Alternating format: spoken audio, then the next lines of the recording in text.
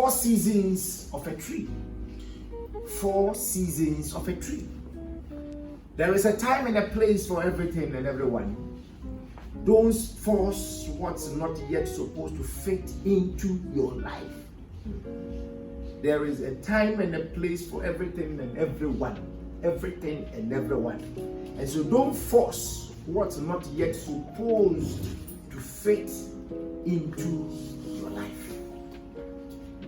If you force what is not supposed to fit into your life, you break a lot of things. There will be a lot of disjoint. Okay? And Ecclesiastes 3:1 puts it this way: there is time for everything, and a season for every activity under the sun. There was a man who had 4 sons.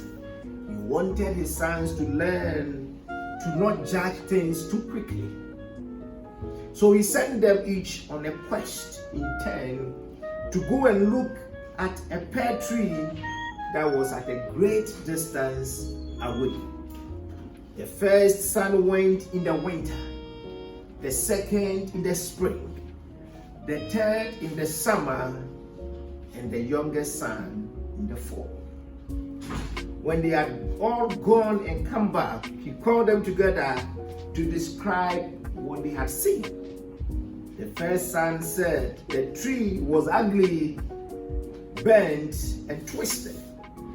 The second son said, no, it was covered with green buds and full of promise. The third son disagreed. He said it was laden with blossoms that smelled so sweet and looked so beautiful.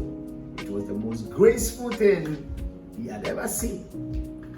The last son also disagreed with all of them, and he said it was ripe and dropping with fruit, full of life and fulfillment.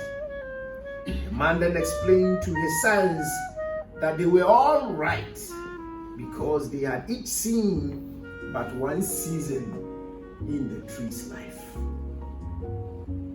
He told them that you cannot judge a tree or a person by only one season, and that the essence of who they are,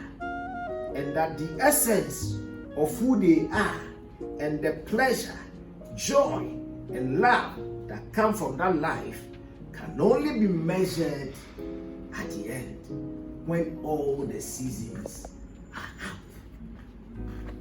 So if you give up when it's winter, you will miss the promise of your spring, the beauty of your summer, and the fulfillment of your fall.